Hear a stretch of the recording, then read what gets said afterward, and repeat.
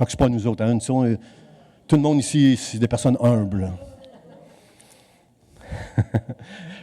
Aïe, aïe, merci. Content de vous entendre rire, frères et sœurs. Ce message-là, il est pour chacun de nous. Il est pour chacun de nous, spécialement dans notre génération.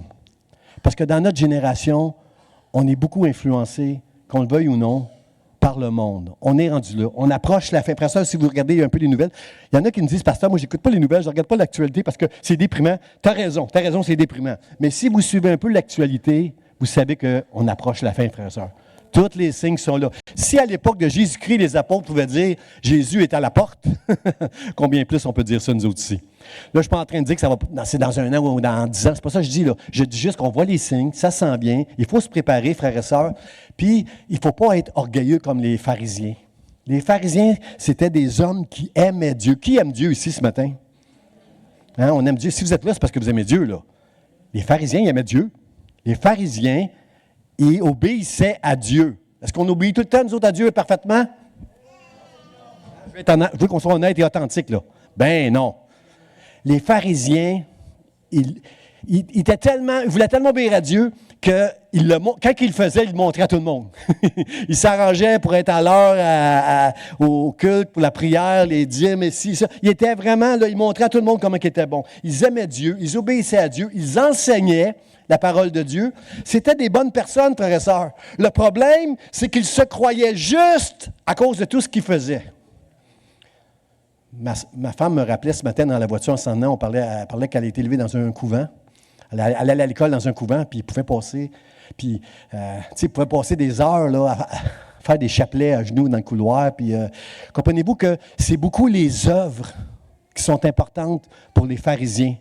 Nous, c'est par grâce que nous sommes sauvés, par le moyen de la croix. C'est pas vous, mais c'est moi. C'est Dieu, frères et sœurs, qui nous a choisis, qui nous a sauvés. C'est par grâce. Mais est-ce qu'à cause que Dieu nous a sauvés par grâce, on n'a plus rien à faire, là, nous autres, là? Mais non. La Bible dit, Paul nous enseigne qu'on a été sauvés pour faire des bonnes œuvres.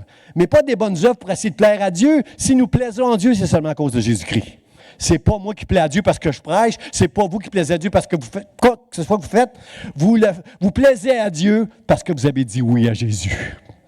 Vous avez entré par la bonne porte. Vous êtes rentré par Jésus-Christ. Alors, frères et sœurs, si les pharisiens se croyaient justes, nous autres aussi, les chrétiens, quand on regarde comment vivent les non-chrétiens, on se pense assez juste. On a un jugement très, très large sur les autres. On est très impitoyable avec les autres et on est très généreux avec nous-mêmes. Est-ce que ça fait du sens, ce que je vous dis? Hein? C'est moins que tantôt, là. Moins que tantôt. Frères et sœurs, on est des orgueilleux aussi longtemps qu'on se croit qu'on est juste. Je ne suis pas juste. C'est Dieu qui m'a rendu juste au travers de Jésus-Christ. Et je me connais assez. Vous avez l'air pas pire. Mais moi, je me connais assez pour savoir que je ne suis pas juste devant Dieu. Je ne suis qu'un homme. Je dis souvent ça à Dieu. Je ne suis qu'un homme, Seigneur.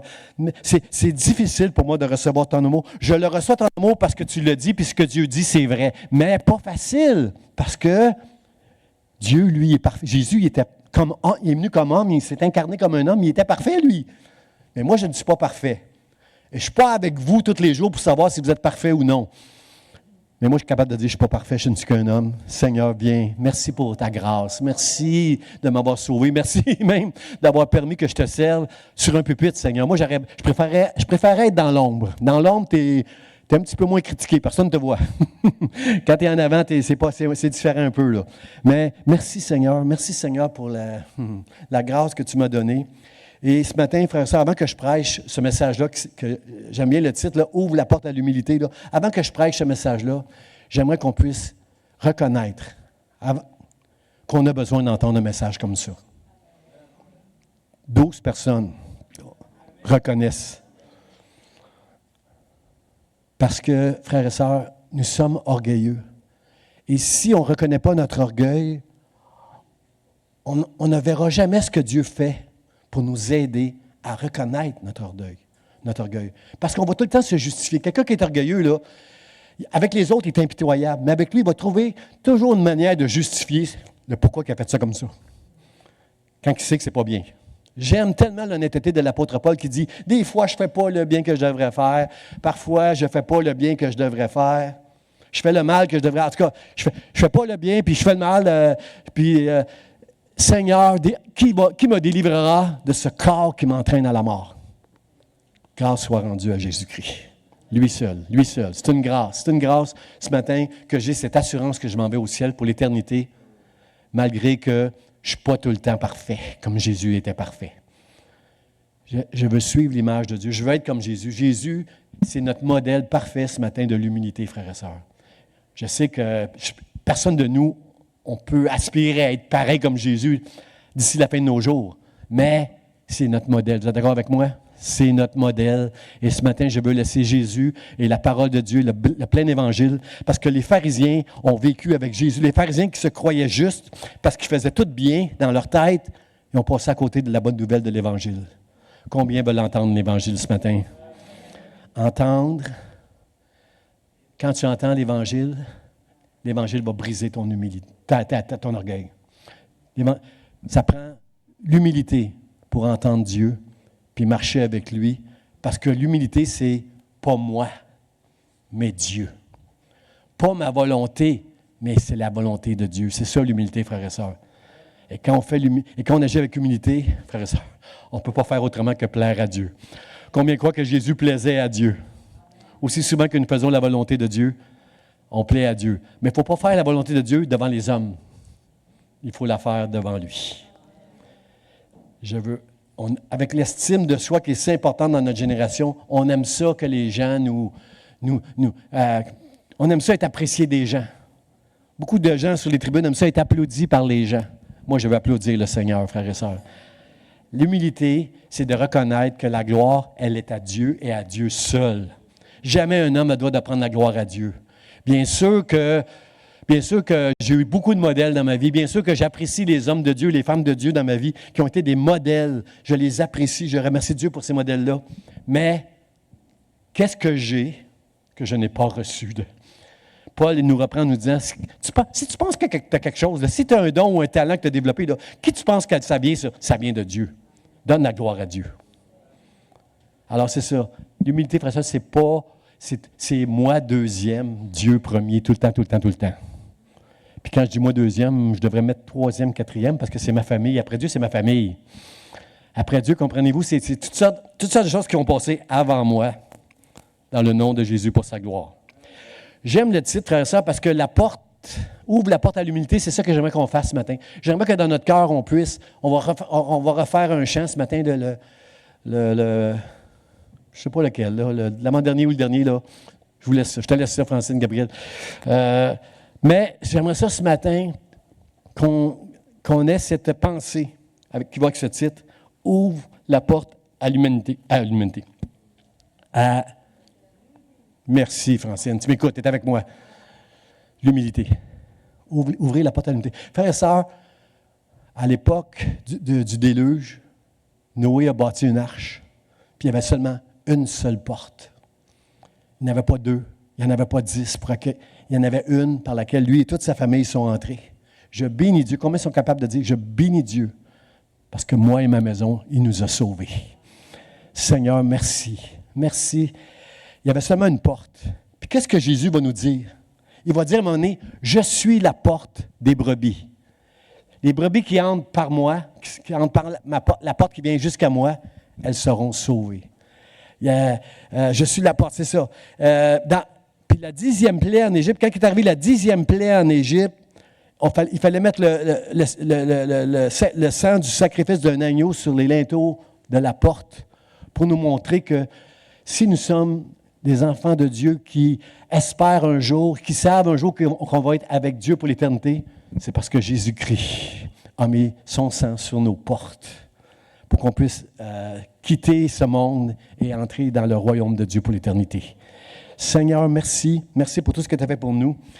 Puis, frères et sœurs, ça a pris 10 plaies en Égypte. À chaque plaie, Moïse, rempli de l'Esprit de Dieu, avec l'onction de Dieu, il allait devant le Pharaon qui était le roi de l'Égypte pour lui dire, Dieu me dit de venir te dire, laisse aller mon peuple. Et si tu ne laisses pas aller mon peuple, il va arriver ici, il va arriver ça. Il a dit ça 10 fois.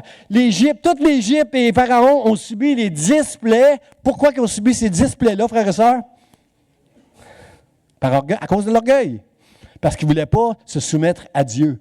Frères et sœurs, est-ce qu'on est d'accord est-ce qu'on est d'accord que, merci mon Dieu, qu'après la 10e plaie, Pharaon a laissé sortir le peuple. Tous les Égyptiens ont dû dire merci mon Dieu, merci mon Dieu. Le Pharaon, il a écouté Moïse. Merci Seigneur. On aimerait ça, nous autres, j'aimerais ça moi aussi voir dans notre génération des hommes politiciens qui dirigent, disent oh mon Dieu, pardonne-moi d'avoir manqué de sagesse. Là. J'aimerais ça, je dirais merci mon Dieu, il a enfin compris. On aimerait ça de voir ces choses-là. Pas sûr qu'on va voir ça, par exemple. Pas sûr. Cette souffrance, frères et sœurs, que les Égyptiens ont connue, là, on la voit tous les jours. Autour de nous, dans les nouvelles, dans l'actualité, dans le monde entier, on la voit, cette souffrance-là. On la voit, la violence. On la voit, frères et sœurs, on voit le désordre dans ce monde, frères et sœurs. La violence, l'immoralité, des injustices. C'est plein, frères et sœurs. Tous les jours, on voit ça. Il y a une nouvelle que ma femme m'a lue ce matin qui fait beaucoup de sens, frères et sœurs, avec ce que je suis en train de vous dire. Quand je parle de désordre, quand je pense de... Qui connaissent le docteur Spock? Moi, quand j'étais jeune, on parlait du docteur Spock. Là, Marjorie, tu es étudiant en psychologie, là, tu connais bien le docteur Spock. Docteur Spock, c'était un psychologue, je crois, qui disait les enfants, il ne faut pas les brusquer. Il ne faut pas leur dire non. Il ne faut pas les irriter. Oui, la Bible dit de ne pas irriter les enfants, mais ce n'est pas ça. Ce docteur Spock allait plus loin, lui disait là, hey, arrête de reprendre les enfants sévèrement, là, de mettre tout le temps des règles devant eux. Là. Combien croient qu'il n'y a pas de sagesse du tout dans le docteur Spock quand il faisait ça? On est une génération qui paye le prix. Aujourd'hui, avec des enfants qui manquent de respect, qui n'ont pas d'exemple d'autres enfants. Ils vont à l'école. Ils ont 8 ans, ils n'ont pas de cellulaire. Tout le monde a un cellulaire, maman, à l'école, à 8 ans. Là, c'est quoi? Comprenez-vous, c'est des victimes, c'est des pauvres enfants martyrs, là, nos enfants aujourd'hui. Et je lisais une nouvelle. Frère et sœur, il y a un avion. Cette semaine, il y a un avion qui partait de Victoria jusqu'à Toronto. Dans l'avion, il y avait un petit enfant qui broyait. Il ne voulait pas mettre sa ceinture de sécurité. Je ne sais pas si vous avez vu cette nouvelle-là. Là. Il ne voulait pas mettre sa ceinture. Tu as vu ça, Jocelyn? Il ne veut pas mettre sa ceinture de sécurité. Fait que, oui, mais il y a des parents là, avec ces enfants-là. Là. Cet enfant-là. Là. Non, il ne voulait pas mettre sa sécurité. Fait que là, j'imagine que l'agent de bord ou l'agente de bord est allé vers lui, puis ils n'ont pas réussi. C'est vous, qu'est-ce qu'ils ont fait, frères et sœurs? Ils ont dit à tout le monde de descendre. Ils ne peuvent pas partir si l'enfant n'est pas attaché.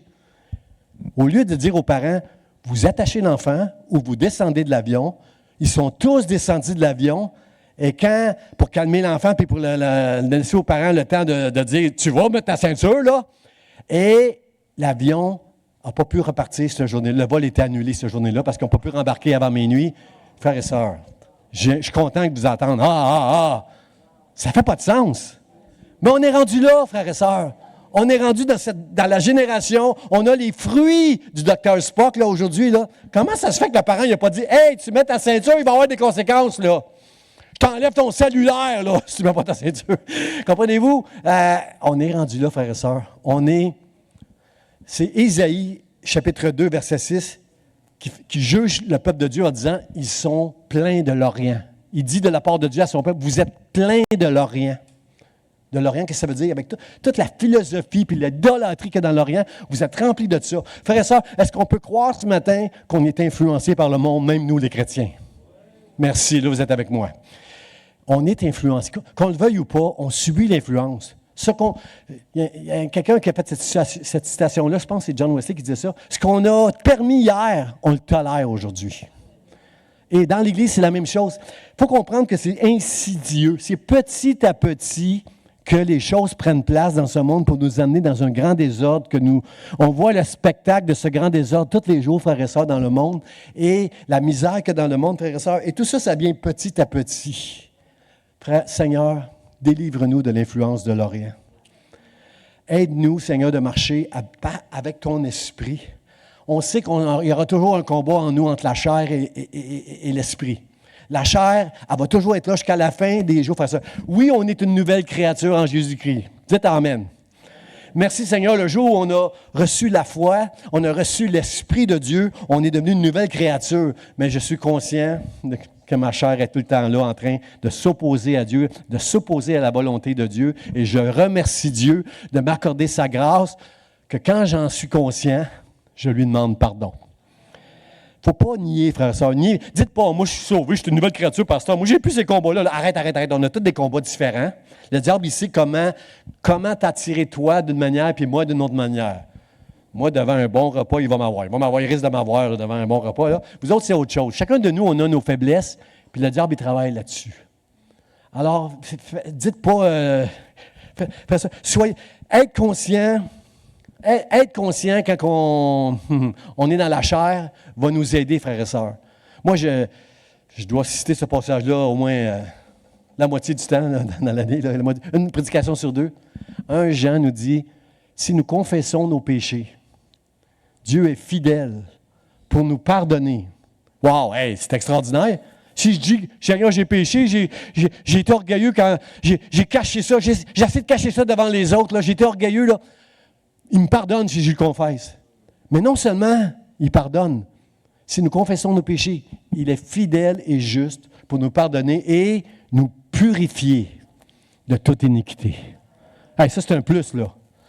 Ça veut dire que si jamais je tombe une deuxième fois dans le même péché d'orgueil, puis que je demande pardon à Dieu, je ne peux pas dire « Seigneur, pardon, là! Fait 2 fois! » Non. La première fois, là, je t'ai pardonné, puis je t'ai purifié. Elle n'existe plus. Elle est oubliée. Je ne te la ramènerai pas. Au ciel, quand tu vas passer devant le jugement, je ne te la ramènerai pas. Tu l'as confessé. Et moi, ce que je dis, c'est « Amen ». Ce que Dieu déclare, c'est « Il va le faire ». Alors, arrête. Mais comprends que quand tu confesses tes fautes, Dieu est fidèle, puis il est juste, parce que Jésus est mort pour nos péchés. La justice de Dieu, elle est en Jésus-Christ, elle n'est pas en moi. Et quand j'agis de manière injuste, je crie à Dieu et il m'entend, il me pardonne et il me purifie. Alors, reconnaissez votre orgueil ce matin, frères et sœurs. C'est très important pour avoir le pardon et la purification de Dieu. À chaque fois que tu agis d'une manière pour être apprécié des hommes, dans ton estime, tu as besoin d'être apprécié des hommes au lieu d'être apprécié par Dieu, demande pardon à Dieu. Confesse ton péché et reçois sa grâce dans le nom de Jésus. Amen. Amen, c'est ça. Seigneur, aide-nous. Jésus-Christ, c'est notre modèle parfait. Je pense que Jean-Baptiste était pas pire. Comme humble. Hein? Jean-Baptiste, il prêchait le message, là, lui, là, il baptisait les prostituées, les publicains, il prêchait le message. Lui, il disait, repentez-vous. Il savait qu'il était là, celui qui était envoyé pour préparer le chemin de Jésus-Christ. Et dans la tête de Jean-Baptiste, quand Jésus-Christ va venir, c'est le jugement de Dieu qui va venir, là. Alors Jean-Baptiste, il prêchait, là, il était, repentez-vous, gang de pharisiens, là, repentez-vous. Et il disait aussi, qu'est-ce qu'il disait? Il dit, moi, là, je suis même pas digne de délier la courroie des sandales de Jésus. De celui qui vient. Je ne suis même pas digne. Puis il va dire aussi, à un moment donné, il faut qu'il croisse, lui, Jésus, et que moi, je diminue. Combien ont compris que que Jean-Baptiste sait c'est quoi l'humilité? Il savait c'est quoi. Il faut qu'il croisse, et moi, je diminue. Lui doit être grand. À lui la gloire, pas à un homme. Moi, je ne suis qu'une voix qui crie dans le désert. Jésus, lui, le problème, c'est que Jésus, lui, il ne crie pas. Si tu ne l'entends pas, il ne crie pas. C'est à toi d'ouvrir la porte à Jésus lorsque tu l'entends. Alors, Jean-Baptiste, je pense qu'il était pas mal, lui, il était pas mal. Puis Jésus va dire de lui, mais il était surpris de Jésus, par exemple, parce qu'il entend parler que Jésus, il mange avec les publicains, il mange avec les pécheurs, il crie pas, il dit pas, il crie pas sur les gens, là, sur les pécheurs, il sauve la femme adultère, il n'est pas vraiment comme... il s'attendait que quand Jésus allait venir, il allait juger les gens. Puis Jésus a dit, moi, je ne suis pas venu condamner le monde. Je suis venu pour sauver le monde. Ça, Jean-Baptiste ne l'a pas compris. Parce que quand Jean-Baptiste qui n'avait pas peur de dénoncer, lui, un peu comme le monsieur qui s'est fait tuer aux États-Unis, là, je ne me souviens plus de son nom, là, Jean-Baptiste, lui, avait dénoncé le roi qui avait pris comme femme la femme de son frère. Elle était mariée avec son frère, il l'a pris, puis il l'a mariée. Il était dans l'adultère, puis il dénonçait ça, Jean-Baptiste. Puis parce qu'il n'avait pas peur de dénoncer les péchés, il s'est ramassé en prison, puis il est mort en prison. Mais quand il était en prison, quand il voyait Jésus qui ne condamnait pas, quand il voyait Jésus qui jugeait personne, il s'est demandé, mais il a pris un de ses disciples qui venait le visiter en prison, puis il a dit, va donc demander à Jésus, il y en a-tu un autre qui va venir, là? Moi, là, je sais que j'ai été appelé pour préparer le chemin du Messie. Il y en a-tu un autre qui va venir? Jésus, il dit, les aveugles voient, les sourds entendent, les boiteux marchent, les morts ressuscitent. Il est en train de citer Isaïe.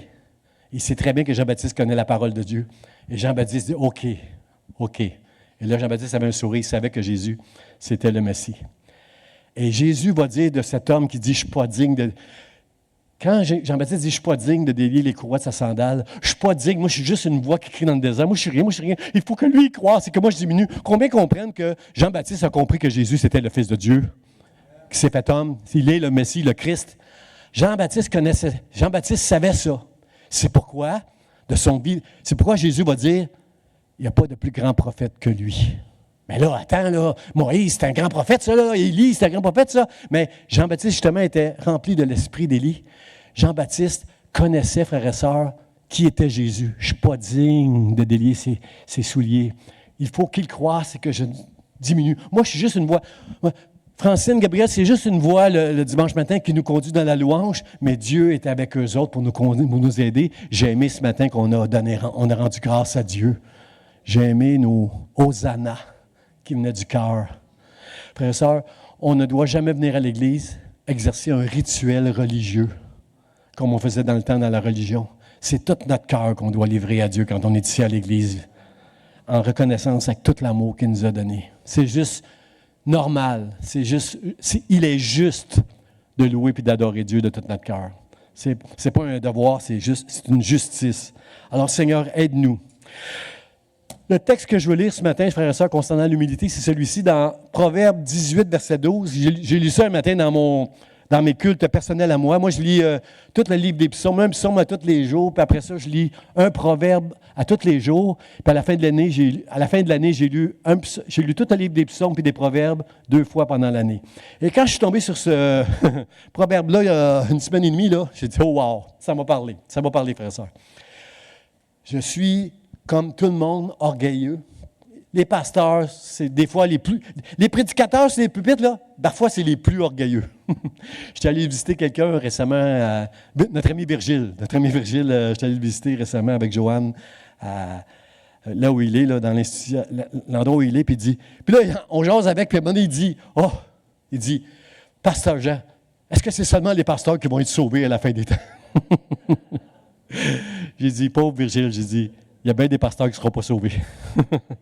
Il y a bien des personnes sur les tribunes que Dieu va leur dire, qui vont dire au Seigneur, Seigneur, on a fait ci, on a fait ça pour toi. Je ne vous connais pas. Éloignez-vous de moi, je ne vous connais pas. Frères et sœurs, c'est important, l'humilité. Parce que le texte nous dit, avant la ruine, avant la chute qu'on voit là, dans l'actualité, là, avant la ruine, le cœur de l'homme s'élève. Mais, oh que j'aime les mais dans la Bible, mais l'humilité précède la gloire. Frères et sœurs, qui a hâte d'être dans la gloire de Dieu au ciel un jour? Mais il y a un chant que j'aime beaucoup qui dit, le ciel et la terre sont remplis de sa gloire. Quand je regarde Robert, Terry, Patricia Marjorie, je vois des personnes qui ont été remplies de la gloire de Dieu. Quand je regarde Annie, quand je regarde mes sœurs, mes frères, Jocelyn, Myrlande, je vois la gloire de Dieu, frères et sœurs. La personne qu'on était avant, maintenant on est une nouvelle créature. On a Jésus à l'intérieur de nous. Ça, c'est la gloire de Dieu. Les hommes ne la voient pas. C'est pourquoi Jésus va dire, vous êtes la lumière du monde. Ils ne la voient pas, la lumière qui est en vous. Ils sont dans les ténèbres dans le monde, mais si vous brillez, ils vont voir la gloire de Dieu.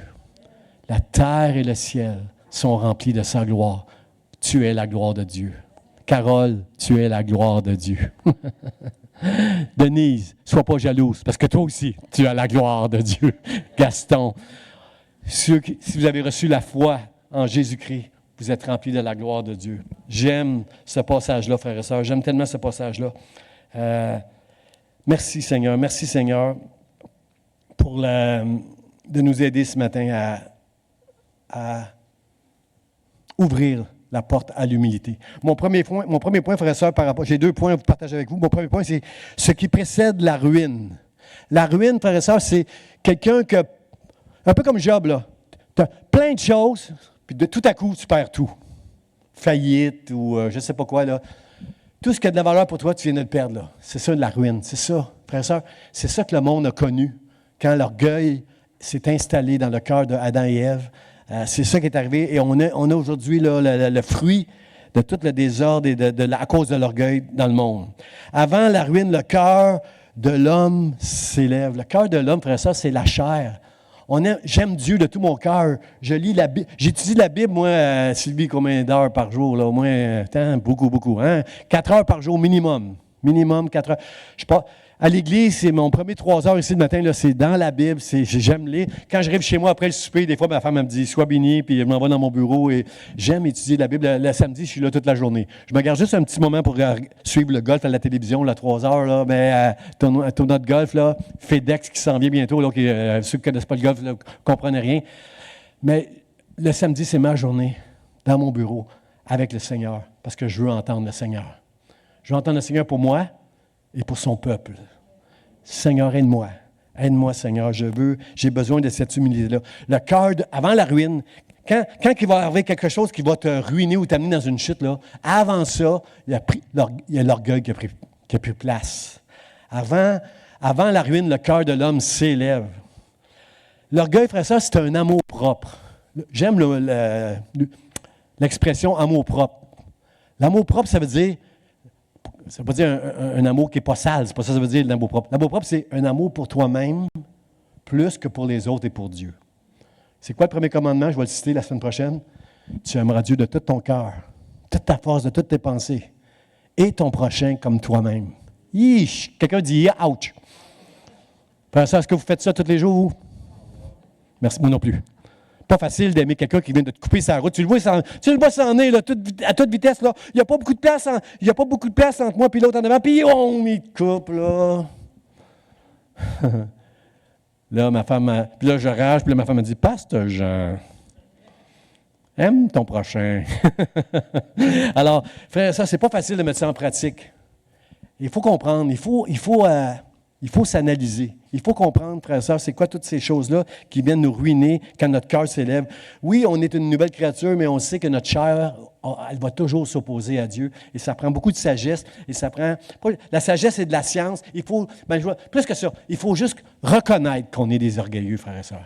Reconnais-le que tu es un orgueilleux. Ça va t'aider à devenir humble. Et plus tu vas être humble, plus que tu vas être capable de mettre en pratique ce que Jésus a mis en pratique. Tu vas arrêter de condamner les autres. C'est facile d'être impitoyable avec les autres quand ils font du mal. Mais nous autres, on est tellement... Comment je pourrais dire ça? On se justifie tellement facile. On trouve tout le temps de bonnes raisons, nous autres, quand on fait quelque chose qui n'est pas bien. On en trouve des bonnes raisons. Mais on ne se met jamais dans les souliers de l'autre. Frères et sœurs, Jésus n'est pas venu pour condamner le monde. Il est venu pour sauver le monde. Aide-nous, Seigneur. Aide-nous, Seigneur, à comprendre ces choses-là. Frères et sœurs, le problème, c'est que si on est rempli de l'Orient, comme Isaïe le dit si bien, là, si on est influencé par le monde, on comprend très bien que l'humilité, pour les gens dans le monde qui sont sans Dieu, là, c'est une faiblesse. Quand tu es humble, là, quand tu t'effaces pour laisser la place à quelqu'un d'autre, là, c'est une faiblesse. Quand tu t'humilies, tu t'écrases devant les autres. C'est ça.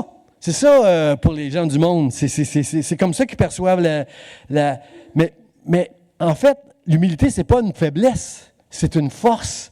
Parce que l'humilité, c'est qu'elle dépend totalement et complètement de Dieu. Moi, je suis dépendant de Dieu. Je suis beaucoup dépendant de ma femme, là, mais je suis premièrement dépendant de Dieu. Tantôt, je disais à Robert, j'ai hâte de prendre soin d'elle parce que dans les dernières 40 années, c'est elle qui a pris soin de moi. j'ai du temps à rattraper, là. Alors, c'est ça. Il faut qu'on comprenne ça, frère et sœurs. Ce n'est pas une faiblesse, c'est une force de savoir qu'on dépend de Dieu. Dieu, lui, la Bible dit dans l'Ancien Testament, en parlant du Messie, il ne criera pas. Jean-Baptiste criait dans le désert. Il criait « Hosanna au plus haut des cieux ». Il criait dans le désert pour que les gens... Puis j'aime le mot « désert » parce que Oui, il y avait des foules des fois, mais comprenez-vous, on a l'impression que quand on parle du Seigneur, on parle dans le désert. Il n'y a pas beaucoup de gens qui entendent, qui écoutent. Mais j'ai une bonne nouvelle pour vous. Ceux qui sont à Dieu, même si tu ne l'as pas l'affaire, même si tu penses que tu es maladroit ou maladroite, ceux qui appartiennent à Dieu au travers de toi vont connaître le Seigneur. Parce que c'est lui qui sauve, c'est pas toi. C'est pas parce que tu es habile, c'est Dieu. C'est Dieu qui va sauver, frères et sœurs. Alors, c'est pas une faiblesse, frères et sœurs, mais Dieu ne crie pas, il ne s'impose pas à Dieu. Il ne s'impose pas à Dieu. Il ne s'impose pas à nous, frères et sœurs. C'est à nous d'entendre. Dans le mot du pasteur, j'ai mis ce passage-là qui dit, dans l'Apocalypse, quand Jésus dit, voici, je me tiens à la porte et je frappe. Si tu ouvres, j'entrerai. J'aime pas ça lire ça, frères et sœurs. Parce que ce passage-là me dit que c'est ma responsabilité d'ouvrir ou de ne pas ouvrir la porte. Qui veut ouvrir la porte à l'humilité ce matin? Que Dieu le sache. Levez la main, que Dieu le sache ouvrir. Que Dieu voie votre main ce matin. Parce qu'on est influencé par ce monde qui ne considère pas l'humilité comme une vertu. Puis on est pris là-dedans, frères et sœurs. Il y a un passage, je lisais dans les psaumes récemment, puis il y a 4 passages que j'ai retenus qui vont bien avec ce passage-là. Qu'est-ce qui précède la chute, frères et sœurs? Ce qui précède la chute, frères et sœurs, c'est quand le cœur de l'homme s'élève. Et j'aime le passage qui dit que Dieu résiste aux orgueilleux. Combien sont d'accord avec moi que c'est sûr que les orgueilleux de ce monde, qui ne veulent rien savoir de Dieu, c'est sûr que Dieu leur résiste. En fait, les jugements de Dieu sont trop élevés pour atteindre les orgueilleux de ce monde. Ça ne va jamais leur ouvrir les yeux, eux autres, quand Dieu va leur résister. Ils n'ont pas les yeux ouverts, ils ne veulent rien savoir de Dieu.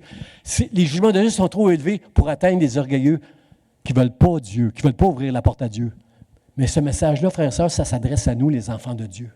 Ce message-là, quand je dis « il résiste aux orgueilleux », c'est à nous. Si on est d'accord pour dire, si vous êtes d'accord avec Pasteur Jean pour dire « je suis orgueilleux », bien Dieu, la bonne nouvelle, c'est qu'il va nous résister quand on va être orgueilleux. Qui veut dire « merci Seigneur ». Ça veut dire qu'il va nous humilier, il va permettre quelque chose dans notre vie qui va faire mal à notre amour propre, qui va blesser notre estime. Il va permettre ces choses-là pour qu'on ouvre les yeux, pour qu'on dise, qu'on confesse, pour qu'il nous pardonne. Je me souviens plus, je pense que c'est Nahum. Il y a un prophète qui dit, il va dire au peuple, il dit, je t'ai humilié pour ne plus avoir à t'humilier. Un enfant de Dieu qui s'est montré orgueilleux puis qui a été humilié par Dieu, il ne veut plus être humilié. Il ne veut plus être humilié. Ça peut arriver, mais il ne veut pas. Il veut pas. Alors, dans le psaume 119, 67, ça dit « Avant », ce qui précède la chute, là, c'est tout ce que tu fais avant que Dieu permette quelque chose dans ta vie. Là. Avant d'avoir été humilié, je m'égarais. Le psalmiste est en train de dire qu'il n'était pas à bonne place avant d'avoir été humilié. Je m'égarais. Et Dieu a permis quelque chose Dieu a permis quelque chose dans la vie de l'orgueilleux, l'enfant de Dieu qui est orgueilleux, puis qui ne voulait pas le reconnaître. Dieu a permis quelque chose pour te ramener devant la porte étroite et le chemin resserré. Ça vous dit quelque chose, ces paroles-là? Hein? Large et spacieux, le chemin de l'humanité et de l'Orient qui mène à la perdition. Mais étroite est la porte et resserré est le chemin qui mène à la vie. Combien sont d'accord que c'est une bonne chose que Dieu permette des choses dans notre vie difficiles pour nous ramener sur le bon chemin? Amen. Pour que tu ouvres la porte qui était fermée à cause de ton orgueil, que tu permettes d'ouvrir la porte à Jésus-Christ. Seigneur, pardonne-moi. Pardonne-moi. Le verset 71, ça dit « Il m'est bon d'être humilié afin que j'apprenne tes statuts. » Le psalmiste est capable de dire « Seigneur, tu m'as humilié, mais c'est une bonne chose. » Combien sont capables de dire ça ici? Hein? C'est pas facile, hein, frères et sœurs? Hein? Parce que là, en sortant d'ici, on va sortir d'ici tantôt, là. On s'en va chacun à nos affaires, là. Ça peut arriver cet après-midi qu'on soit humilié. Pas facile de dire ça. Mais le psalmiste est capable de dire « Il m'est bon d'être humilié afin que j'apprenne tes statuts. » Wow! Seigneur, merci pour merci pour la sagesse et l'humilité de cet homme-là. Frères et sœurs, il est en train de nous dire ici que pourquoi c'est bon d'être humilié afin que j'apprenne tes statuts. Il est en train de nous dire que quand tu marches avec humilité, la parole de Dieu va avoir plus de profondeur quand tu vas la lire. Elle va te frapper. Le matin que j'ai lu ce passage-là, frères et sœurs, dans le Proverbe, là, avant la ruine, j'ai été frappé. C'est pas moi, c'est pas parce que je suis bon, c'est pas parce que j'étudie la Bible 3-4 heures par jour, c'est pas ça. C'est l'Esprit de Dieu qui m'a touché pour me rappeler, Jean, tu n'as pas le droit d'être orgueilleux. Tu n'as pas le droit de penser que tu es bon. Si tu es bon, c'est par la grâce de Dieu. Puis si tu n'es pas bon, dis merci à Dieu pour sa grâce, parce qu'il t'aime. Tel que tu es, il t'aime. Bon, pas bon, il t'aime, il t'a sauvé. Si tu as la foi, c'est parce que Dieu t'aime jusqu'à la fin, pour l'éternité. Alors ça, c'est bon. Ça, c'est bon. Merci Seigneur. Et le verset 71, verset 75 va dire, c'est par fidélité que tu m'as humilié. Ok, j'ai prêché sur la fidélité la semaine passée, frères et sœurs. Dieu est fidèle, vous êtes d'accord avec moi? Parce qu'il est fidèle, parce qu'il t'a choisi. C'est lui qui t'a donné la foi. C'est par grâce que vous êtes sauvés, par le moyen de la... Et ça, c'est une grâce de Dieu. Ça ne vient pas de vous. C'est un don de Dieu. Oui, on a ouvert la porte. On a entendu la bonne nouvelle, on a ouvert la porte à Jésus. Mais c'est lui qui nous choisit. Ce n'est pas nous qui choisissons. On lui a permis de nous sauver. On a entendu, ça nous a touchés. Alors, c'est par fidélité. Parce que Dieu est fidèle à ceux à qui il a donné la foi, quand on va être orgueilleux, il va permettre que quelque chose vienne bouleverser notre vie afin qu'on revienne dans l'humilité et qu'on marche sur le chemin qui est resserré et qu'on traverse la porte pour être en communion avec Jésus. Merci Seigneur. Merci Seigneur de permettre tout ça. Et il termine en disant, je l'aime celle-là. Ça, c'est ma meilleure. L'homme en moi, il aime bien celle-là. Seigneur, là, je suis bien humilié. Éternel, rends-moi la vie. Je suis bien humilié, là. Rends-moi la vie. Dieu, frères et sœurs, le fruit de l'humilité, dans un des proverbes, ça dit, c'est la richesse, la gloire et la vie. Combien sont d'accord avec moi que l'humilité, ce n'est pas un enseignement qu'on essaie de mettre en pratique, c'est une vie. C'est une vie de marcher dans l'humilité, frères et sœurs. On ne veut pas ce matin impressionner les hommes.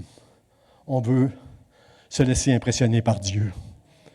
Je ne veux pas être apprécié des hommes, mais c'est vrai que j'avoue que ça me fait de la peine quand je ne suis pas apprécié. Ça nous fait de la peine quand on n'est pas apprécié par les hommes. Peu importe ce qu'on fait comme travail, on aime ça, merci, on aime ça. Mais frères et sœurs, c'est par Dieu qu'on veut être apprécié.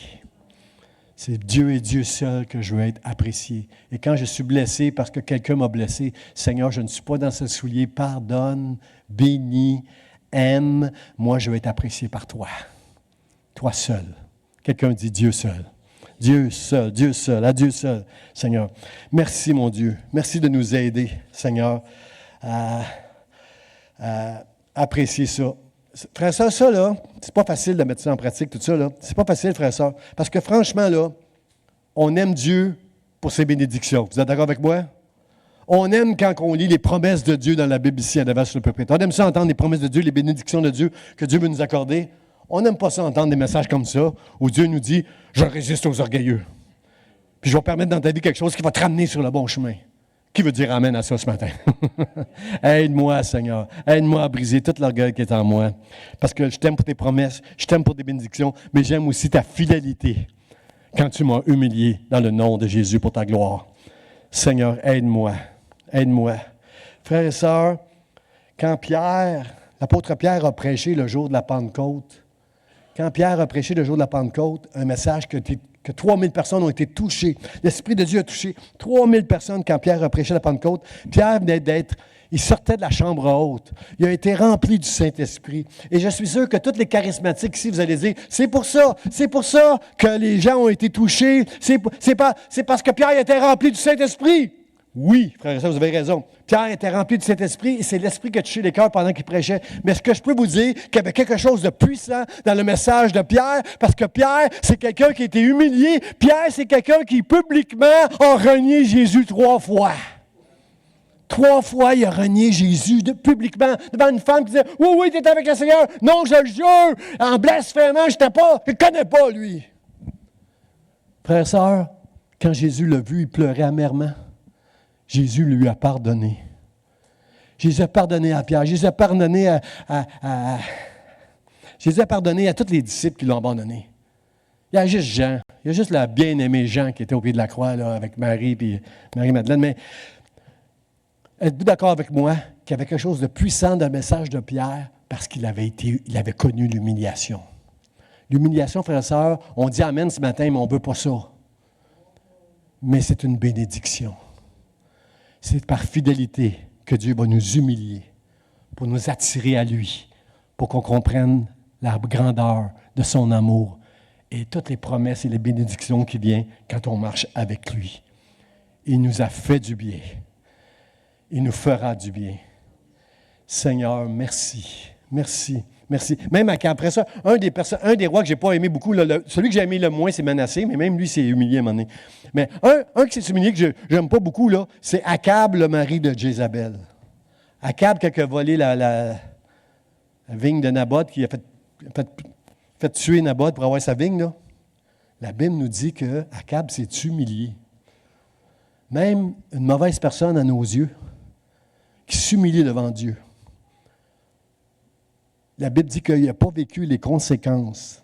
Il n'a pas vécu les conséquences de son, comment je peux dire, du péché qu'il a fait, là, en volant la vigne de David, en prenant la vie de David, la vigne de Naboth. Là, il n'a pas eu, la Bible dit, parce que Dieu a averti le prophète, parce qu'Akab s'est humilié pendant sa vie, je ne vais pas faire venir le malheur sur sa maison. Ça va être après lui. Wow, frères et sœurs. Si vous connaissez un peu Akab, là, quelle grâce! Hein? Quelle grâce que Dieu lui a accordée parce qu'il s'est humilié. Frères et sœurs, qui veut dire avec moi, Seigneur, j'ouvre la porte à l'humilité ce matin. Aide-moi d'être humble afin de recevoir, de t'entendre puis de marcher avec toi, puis pas vouloir impressionner les hommes, mais être impressionné par toi. Faire ta volonté, Dieu. Merci. Merci, Seigneur. Mon deuxième point, frères et sœurs, c'est ce qui précède la gloire. Merci Seigneur pour le mais. Mais l'humilité précède la gloire de Dieu. Quelle gloire, frères et sœurs, quelle gloire! Hein? Personne ne peut voir la gloire de Dieu. Personne n'a jamais vu la gloire de Dieu. Une partie, là. Je sais que quand Salomon a fait le sacrifice puis il a prié, la gloire de Dieu est venue, il y avait des nuées. Personne n'était capable d'entrer dans le temple. Oui, mais la gloire de Dieu, frères et sœurs, moi, je ne suis pas capable de vous décrire la gloire qu'il y a au ciel. Je ne suis pas capable de vous la décrire parce que je n'ai jamais été au ciel. Moi, Jean, dans l'Apocalypse, il y a eu il y a eu des belles visions. Là. Moi, je n'en ai pas eu de vision de la gloire de Dieu. Puis je sais qu'on n'est pas capable de voir Dieu face à face. C'est pas possible. Quand on a vu Jésus, on a vu le Père. On a vu une image du Père. Mais comprenez-moi, là, la gloire du ciel, je ne le sais pas. Mais le psaume, chapitre 3, verset 4, le psalmiste va dire, « Tu es ma gloire ». C'est Dieu qui est notre gloire, frères et sœurs. Dieu qui est en toi, c'est ça la gloire, frères et sœurs. C'est Dieu, il est ma gloire. Et la gloire du ciel, c'est ça, c'est autre chose, ça. La gloire de Dieu en nous, elle ouvre la porte à 3 choses importantes. L'amour que je vais prêcher la semaine prochaine, là, le premier commandement, tu aimeras Dieu de tout ton cœur, c'est ça. La gloire de Dieu en nous va nous ouvrir la porte à c'est quoi aimer. Deuxièmement, la justice, qui est une priorité dans le royaume de Dieu. Dieu est un Dieu juste et le royaume de Dieu doit agir d'une manière qui est juste. Qui veut dire amen à ça? Cherchez d'abord le royaume de Dieu et sa justice. Et toutes ces choses que vous voulez vous seront données en plus. Mais la priorité, c'est de chercher la justice de Dieu, frères et sœurs. Et si tu es orgueilleux, tu vas faire des choses qui sont injustes. Mais si tu es humble, tu vas faire les choses qui sont bien. Tu vas arrêter de condamner les autres, puis tu vas vouloir faire la volonté de Dieu. Moi, je vais dire amen. Et là, frères et sœurs, la chose que l'humilité, la chose qu'on a perdue depuis le commencement à cause de l'orgueil, frères et sœurs, c'est l'ordre. Il y a du désordre dans ce monde. C'était un désordre que l'avion ne puisse pas décoller ce jour-là parce qu'il y a un enfant qui ne veut pas abattre sa ceinture. Ça ne fait juste pas de sens pour moi, là. Décoller, s'il vous plaît, ma femme disait, mettez l'enfant et les parents dehors, là, puis s'arrangeront, eux autres, là, avec leurs problèmes. Là. Merci, Joanne. Je t'ai entendu. Merci. Faites quelque chose. punissez pas tout le monde à cause du désordre d'un enfant qui ne veut pas mettre sa ceinture parce que ses parents ils ont écouté le Tucker Spock, là, eux autres. Là. Non, non, non, soyez...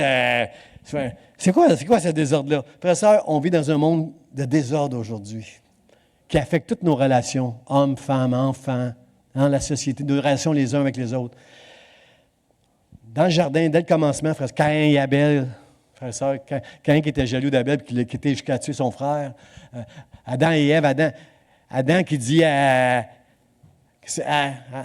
Adam, tu as mangé du fruit que j'avais défendu? Non, c'est Ève qui m'a donné le fruit, là.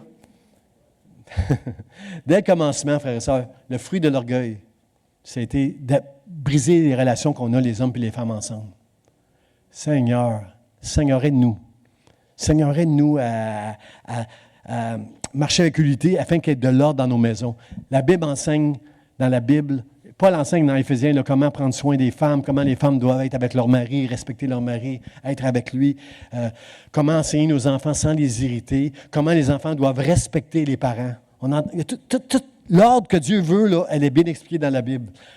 Dans notre société, frères et sœurs, il y a du désordre aujourd'hui dans notre société. On se rebelle contre n'importe quelle autorité, que ce soit à l'école. Il y a une professeure, j'ai lu ça récemment, une professeure qui était venue, qui avait donné son nom parce qu'il manquait des professeurs à l'école. Elle est partie en burn-out parce que les enfants n'avaient juste pas de sens là, dans la classe. Là. Frères et sœurs, on est rendu là dans une génération où on est rebelle contre tout. La Bible dit, soyez, comment je pourrais dire, soumis à toutes les autorités que Dieu a établies, que ce soit dans le monde, que ce soit dans l'Église. Frères et sœurs, il doit y avoir un ordre dans l'Église, dans la maison de Dieu. Êtes-vous d'accord avec moi? Il y a des conséquences. S'il y a un désordre dans la maison de Dieu, il va y avoir des conséquences, frères et sœurs. Combien savent que David et le sacrificateur Uza étaient remplis de bonnes intentions quand ils voulaient ramener l'arche de l'Alliance qui était aux mains des Philistins, qui voulaient la ramener dans le temple de Dieu à Jérusalem. Ils étaient animés de bonnes intentions. Mais quand Uza a approché la main pour toucher l'arche, il est mort, puis David, lui, était mort de peur. Mais voyons donc, mais qu'est-ce qui se passe? Il n'avait juste pas fait les choses selon les règles. L'arche de l'Alliance, ce n'est pas dans une chariot qu'elle doit être transportée à Jérusalem. Dans la Bible, ça dit que c'est 4 sacrificateurs qui vont mettre des barreaux et qui vont la transporter sur leur épaule. Personne ne va toucher à l'arche. On ne touche pas à la gloire de Dieu. Alors, parce qu'ils n'ont pas fait ça, il y a eu des conséquences. Combien croient que nous payons, que nous nourrissons du fruit de notre orgueil parfois dans nos églises? Frères et sœurs, nous avons besoin de dire à Dieu, ouvre la porte de l'humilité dans mon cœur. Aide-moi, Seigneur, à être soumis aux autorités. Seigneur, frères et sœurs, tant que ce n'est pas dans le péché, tu as le droit de ne pas être d'accord avec des choses. Tu as le droit d'être en désaccord, mais tant que ce n'est pas dans le péché, soumettez-vous à toutes les autorités, frères et sœurs, qui sont devant vous, et dans l'Église aussi. Ça, c'est important, frères et sœurs, de comprendre ça. Parce que Dieu ne prend pas plaisir au sacrifice. Dieu, frères et sœurs, ce qu'il aime, c'est qu'on veuille faire sa volonté. Qu'on marche dans l'ordre. Et quand on va marcher avec humilité, on va aimer, on va marcher dans la justice et on va marcher, frères et sœurs, dans l'ordre. On va ramener l'ordre à leur chose.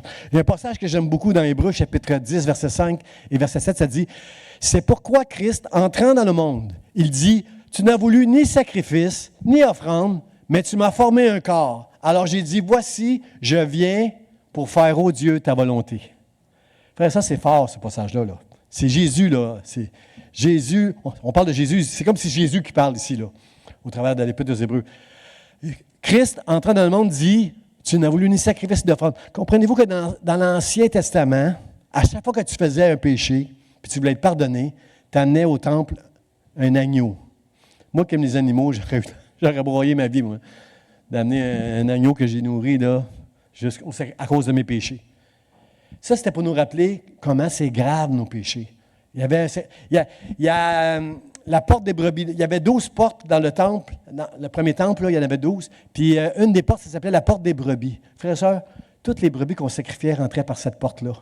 Il n'y en a pas une qui sortait vivante quand elle avait traversé la porte des brebis. Combien sont d'accord avec moi? Si je veux spiritualiser un peu cela, frères et sœurs, combien sont d'accord avec moi que quand on traverse la porte qui est ouverte, ce n'est plus ma vie, mais c'est la vie de Dieu que je veux en moi. Amen. Seigneur, aide-nous. Seigneur, aide-nous. Alors, dans l'Ancien Testament, je pense que ça faisait autant de peine, plus de peine à Dieu que créer les brebis qu'à moi-même. Quand toutes ces brebis-là mouraient pour montrer, sacrifier pour montrer comment le péché est grave. Et Jésus, il dit, tu n'as pas voulu de sacrifice puis d'offrande. C'est pas ça que tu voulais. Alors, tu m'as formé un corps. Jésus a accepté de quitter la gloire du ciel pour venir sur terre comme un homme, vivre comme un homme, connaître l'incarnation et tous les supplices qui viennent avec. Il est né dans une famille très, très humble. Il est né dans une étable, frères et sœurs. Son père, c'était un charpentier qui travaillait très dur toute la journée. Et Jésus n'était pas reconnu, il était rejeté, méprisé, violenté, condamné injustement. Il est mort sur la croix. Jésus a vécu tout ça, frères et sœurs, a vécu toutes sortes d'injustices. Parce que c'est lui qui devait être la brebis. C'est lui l'agneau qui est venu se sacrifier pour nos péchés. Il dit, tu m'as formé un corps. Alors j'ai dit, voici je viens pour faire, ô Dieu, ta volonté. Jésus a accepté de faire tout ça pour nous prouver combien Dieu nous aime. Pour qu'on soit avec lui pour l'éternité. Dieu n'a pas voulu être seul dans l'éternité. Mais chacun de nous, on va être avec lui pour l'éternité à cause de son amour. Et parce que Jésus a accepté de venir jusqu'à la croix. Est-ce que c'est facile de faire la volonté de Dieu, frères et sœurs? Ben non. Jésus, si tu lis Gethsémane, tu peux voir que Jésus était un homme. Ça grumeau de sang. Seigneur, s'il y a un autre chemin, il est tout seul. Tout le monde dort, ils ont bien mangé, ils ont bien bu, ils dorment. Lui, il est tout seul. Priez avec moi, s'il vous plaît. Laissez-moi pas tout seul. Et là, il prie, Seigneur, s'il y a un autre chemin, toutefois, cependant, que ta volonté soit faite, pas la mienne. Frères et sœurs, c'est pas facile de faire la volonté de Dieu. C'est pas facile de réaliser qu'on est orgueilleux, afin que Dieu nous ramène sur la voie, le chemin resserré et la porte étroite. C'est pas facile. Et on va y arriver seulement par la grâce de Dieu. C'est Dieu qui va nous aider à marcher avec humilité pour sa gloire, dans le nom de Jésus. Amen. Amen. Ma gloire, frères et sœurs, c'est de faire sa volonté. Ma gloire, c'est de pouvoir m'approcher de Dieu aujourd'hui. M'approcher de mon Dieu. Ça, c'est mon bien. C'est ça que le psalmiste dit. M'approcher de Dieu. Alors, je vais inviter les musiciens. On va refaire ce chant. L'avant-dernier ou le dernier, là, je ne me souviens plus lequel des deux. Là, je vous laisse décider ça.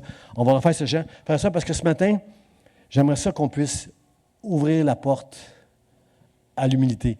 Le mot de la fin, c'est « mais ». J'aime le mot « mais ». Le mot « mais », là, en français, ça sert à marquer une précision, une opposition. Oui, l'orgueil va précéder la ruine puis la chute, mais, j'aimerais faire une précision, mais si tu ouvres la porte à l'humilité, l'humilité dans ta vie va précéder la gloire. Que j'aime les mais de Dieu. Ce matin, qui veut être dans le deuxième plutôt que dans le premier? Avant la ruine, le cœur de l'homme s'élève. C'est l'orgueil qui prend place. Mais l'humilité précède la gloire. Combien veulent dire, Seigneur, je vais ouvrir la porte à l'humilité ce matin. Frères et sœurs, je ne fais pas souvent des appels. Puis je ne vais pas prier pour personne ce matin parce que moi aussi, j'ai besoin de dire à Dieu, Seigneur, je veux ouvrir la porte. Je veux jusqu'à la fin de mes jours. Jusqu'à la fin de mes jours. Je veux marcher dans l'humilité. Ce matin, j'aimerais ouvrir, frères et sœurs, j'aimerais que ceux qui le veulent puissent venir en avant pour dire, Seigneur, aide-moi à marcher dans l'humilité. On veut voir le Saint-Esprit agir avec puissance. Vous êtes d'accord avec moi, frères et sœurs?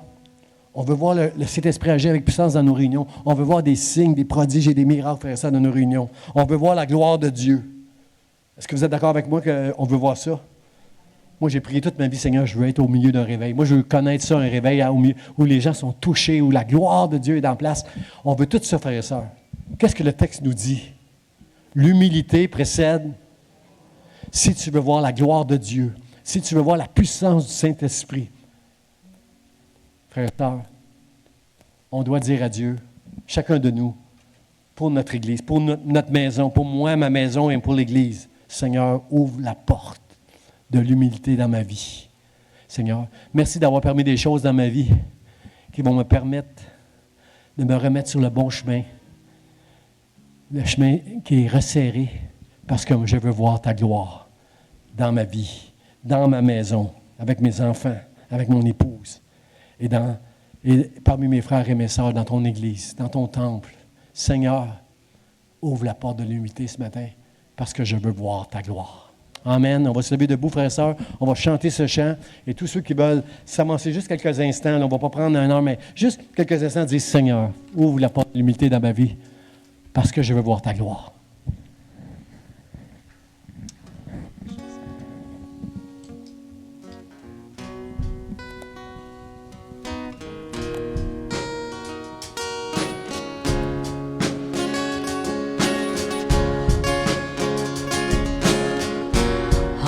Simplicité, je veux t'aimer pour qui tu es, mon Jésus, avec un cœur sincère pour te donner, me prosterner devant toi.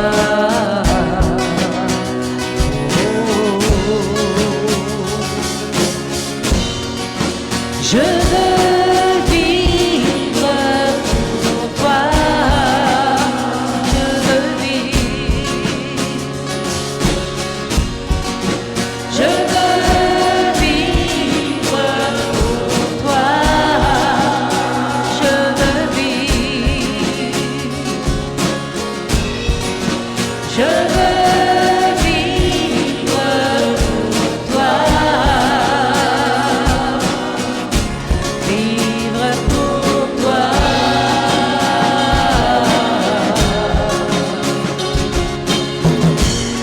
avec humilité, recommencer la mer où je suis tombé.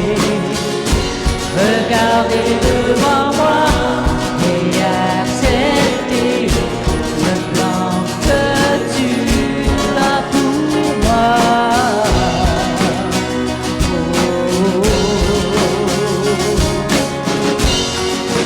Je veux vivre pour toi. Je veux vivre. Je veux vivre pour toi. Je veux vivre. Je veux vivre pour toi. Vivre pour toi.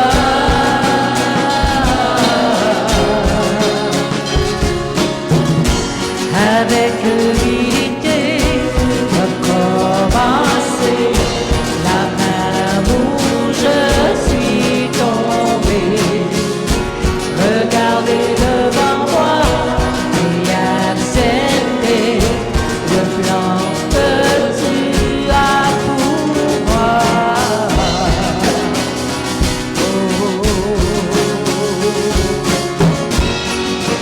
Je veux vivre